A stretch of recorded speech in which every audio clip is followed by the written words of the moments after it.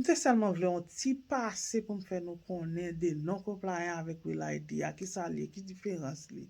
Mais avant nous entrer dans tout bon genre information ça yo, on font petit passer tout petit sous bagay immigration qui fait actualité, qui affecter nous même immigrants qui ont quelques qualité statut. Dans moment ça, nous déjà connaît que dans 25 mois ça nous y a là, te gen quelques bagay qui commence à sembler sous te vini dans programme Biden là qui se programme humanitaire et puis tout ou pas gen temps changer statut ou bien statut asile ou bien TPS qui ça ka vin rive et qui ça te gen temps commencer passer là bon ou connaît en plus en phase ça ka mette plus en phase sous affaire Will ID ça parce que il était toujours là mais c'est pas tout état c'est pas tout 50 états qui étaient conformés avec mais quand il a commencé 7 mai ça pour venir il va mettre plus restrictions sur lui elle va recommander pour tous 50 états en conformé avec ça veut dire que ça gagne bagay pour louer avec tout bagay ça yo k'ap changer c'est tout grand pile immigrant qui pas gen statut légal dans pays si ou pas gen statut légal ou connaît carte d'identité ou gen li pas légal tout que ça c'est là non compliant vini eh bien dans toute information ça yo m'bral ba ou seulement besoin songer que même que tout ça que t'as fait on dit que si yo pas ta vinn renouveler TPS là c'est pas ça nous t'a remet et nous pas ta remet ça arriver c'est pas ça nous t'a souhaité et nous pas t'a souhaité pour ça arriver on dit 6 ans que c'est ça que t'as vinn faire ou même qui sont chauffeurs ou même qui ont carte d'identité dans état hier qui est-ce que m'a toujours un privilège ça pour me conduire eh bien je vais répondre question ça pour vous et ça fait besoin payer attention lors regarder la vidéo ça et me détailler et tout détailler pour qu'à comprendre process ça pour qu'à comprendre ça lié et ou même pour vérifier dans état hier m'a parlé pour toutes 50 états États-Unis et pour vérifier dans état hier pour connaître sous gen privilège ça sous pas gen comment on peut le faire si ça t'arrive vrai et nous connaît comme immigrant on était informé on parle nous pour n'importe ça qui t'arrive dans pays ici là parce que c'est pas pays et n'importe ça qui t'arrive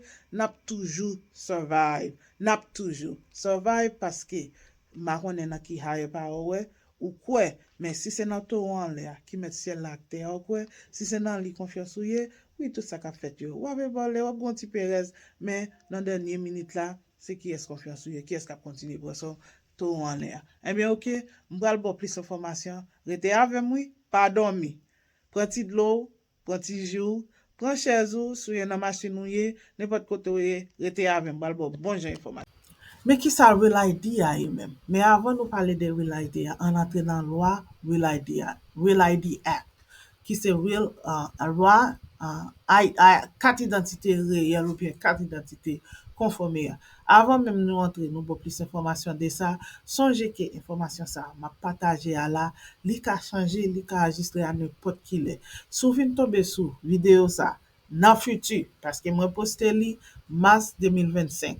Si c'est dans futur vous venez regarder li, tant pis, revérifier avec État si tout dit un dans État là pour information nouveau parce que pas rien qui dit que information ça m'a dit ça là même dans l'année 2026 là dans l'année 2025 cap venir songez ça OK mais qui ça Real ID ak la même Real ID ak là c'est son carte d'identification réelle au soit conformé loi ça était là longtemps OK comme un standard fédéral pour licence chauffeur avec carte identification qu'a utilisé comme une source identité. Premier loi t'est passé en septembre, 7 septembre 2005 par congrès pour loi là yo te vinn passer li yo te vinn di que pour carte identification avec licence chauffeur yo vinn devenir comme une source preuve identité parce que avant yo pas de ça déjà.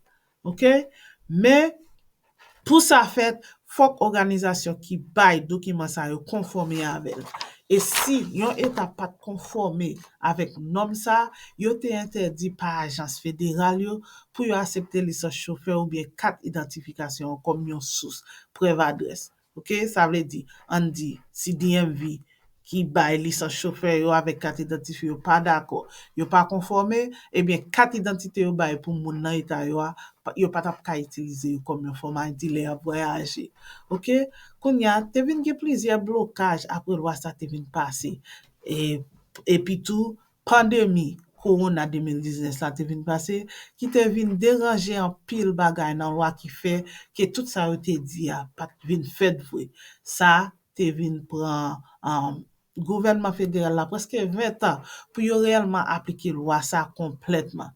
Yo te vin avèk yon premier date original apre 7 septembre nan, ki pat fin konforme trop. Kon ya yo vin avèk yon lot date ki te 1er octobre 2020. Et puis tout, pandémie corona te vin pase, sa te vin ba yon ti reta, ki son ti delay, ki fe date la te vin renvoye, yo vin pousse li pou octobre 2021 pito. Ensuite, te gon lot règlement ki vin pase pou 3 mai 2023. Et puis tout konya la, yo gon lot ajustreman. Ave di, chak tan sa yo, ya pousse plis pou sou loi paske se pa tout se kat eta yo ki konforme avel. Men koman se 7 mai 2025 ki pral vini la, yo pral peze sou loi sa ankon e apre komande pou tout se kat eta yo konforme avel si tout DMV ki nan eta sa yo. Se sak vin fè depi lwa sa te vin pase, kek DMV te komanse vin fè bagay yon ti jan pi komplike pou rezidant nan eta yo a. Tankou, yo lote kanal fè yon lisans, yo pat mèm mande pou mette randevou kounya. Yo mande pou mette randevou, yo vin mande de preuve adres. E nan preuve adres yo mande yo pa ka mèm. Yo pa ka tout de soti don branche de gouvernement. Sa te an ti jan vin komplike. E pi tout, yo te vin rekomande fò moun nan gen numéro social pou yo ka identifiye identite moun nan, pou yo ka fè yon proses. Kat identite e pi tout yon proses. Lisans chauffeur. E pi tout, gen kek branche DMV tout ki te komanse itilize nouvo teknoloji pou yo ka soti an 4 sa yo ele 4 identite reyel sa ki se Real ID pou eta yo a. Sa tou vine paye pou moun pa forje 4 identite ou bien fè kopi li pou l'pare kom orijinal la. Men se koman pou identifiye Real ID sa? Yon 2 fason. Ou apwe, on ti étoile l'or ou bien on ti étoile noir. Li ka, étoile la ka pa devan lisans tan ou bien li pa an lè sou bord droite nan kwen an lè. Depi ou gen étoile sa, sou li sa vle di lisans ou an konforme li se yon Real ID. Men gen 2 asepsyon. Premye asepsyon an, gen 5 eta ki se Michigan, Minnesota, New York, Vermont avèk Washington ki bay lisans chauffeur sa yo, ki pa gen étoile la, ki pa vle di lisans la pa konfirme, paske yo gen li yore le lisans pa yo a, lisans chauffeur amelyore. En anglais nou di li Enhanced Driver's License, or EDLs. Yo selman ka itilize li pou travesse fontye ter e lanme, men yo pa ka itilize koman kat identifikasyon le ap voyaje nan lè, ki se nan avyon. Lot asepsyon an, se pou imigran ki vin pa legal nan peyi an. An di yo te gon dokiman imigrasyon ki vin ekspire ou bi yon bagay, yo lisans chauffeur yo a ou bi kat identifikasyon yo a, pap genyen étoile sa ki vle di li pa konforme. Nan video pi devan ma bo plis informasyon. Nan video pati de yo vyen plis informasyon de non compliant.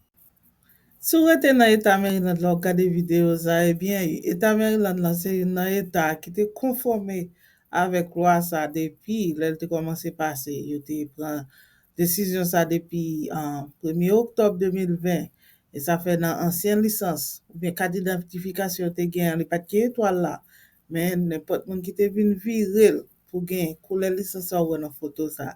Te vin oblije gen étoile la ou ka verifi kat identifikasyon la avèk lisans chauffeur la pou sou gen étoile sa. E sou pa gen ni, ou konen ki rezon, de rezon sa ou pou pa gen. Kontinye gade video sa, ni pati de ya pou ka konen. Kon yo ka pose tèt ou kesyon, eske m bezwen gen Real ID sa? Kesyon an se oui ou non.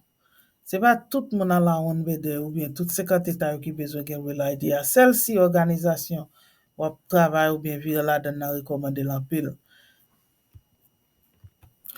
Pou oui, an di sou son moun ki reme voyaje ou pa vle itilizon sel form identifikasyon. Ki se passe ou vle gen lot ou ka gen ID sa ou bien sou vizite lokal sekurize federal yo ou pa gen yon ID milite ou besoin li ap encourager pour bon pour gen ID ça. Kek pou rezon non an di sou an ba l'aj 18 ans. Ou konon pa rekomande pou gen ID ça, ou bien bay ça, mais ou konen sou a voyager ou ka besoin ak de naissance ou soit ti moun nan besoin un passeport li. Et ou konen passeport ap toujou besoin. Et kon sa tou, sou seulement besoin yon ID, ou besoin ou pa voyager en pile, et puis tout seulement besoin utiliser une licence pour carte identité ou, et ou pas besoin gen Real ID ça, li pa recommandé pour gen. OK? De pou pa gen problème pour présenter passeport ou bien l'autre carte d'identification l'autre côté ou aller, ou pas besoin. Seulement pas oublier tout, Real ID ça pas pour place passeport, pas dire OK m'a voyager, m'gen Real ID, pas besoin passeport non, on besoin de pas plutôt voyager. Et comme ça tout pas affecter aucun ti aide ou ta recevoir l'état ou bien aucun ba garanti ou à l'hôpital parce que pas gen Real ID, yo pas pour ou bien yo pas accepter so gen. En même temps tout, gen quelques compagnies si yo exige pour gagner ou ka gen li, mais c'est pas parce que c'est loi ça qui mette ça. Compagnie yo gen loi pa yo gen critère pa yo ka mande pour gagner. L'autant de yo di fon ID ou bien carte d'identification gen forme approuvé par TSA qui c'est administration sécurité transport. C'est une agence gouvernement États-Unis qui est responsable pour sécurité système transport yo. Et souvent ouais ça yo nan aéroport yo pour moun ka voyager yo. Et gen pile carte d'identité ou ka utiliser. Et puis décommen yo, c'est passeport avec licence chauffeur ou bien carte d'identification. Souvent ouais moun nan présenter ou ka présenter résidence ou ka présenter licence améliorer ça me dit parler de l'IA et puis tout ka présenter on l'autre. Mais songez, gon l'autre bagay tout. TSA ça, li gen bureau li nan branche DMV, qui nan branche DMV qui nan etor là. C'est un centre inscription. TSA pour pré-checker, on dit so a voyager, ou pas da vle arrêter non ligne qui long et puis tout, ou vle pré-check avant aller, ou ka seulement aller nan branche TSA qui nan DMV koto ou rete nan état koto rete ya et puis tout y a check yo ka mande l'autre bagay l'autre information y a check ko y a arrivé dans aéroport là gon ligne spéciale ou aller pour moun qui get a checker d'avance yo. De pourtant de yo do TSA compliant form ID kon c'est ça y a parlo. Ok, mwen kontant informasyon sa yo te do fò gon ide de Real ID ya. Mwen gen yon pati de même branche video sa ki pral parler plus de non-compliant pour ka wè diferensyon gen yo de ya. Pa oubliye cheke video sa et puis tout map tan nou nan video sa.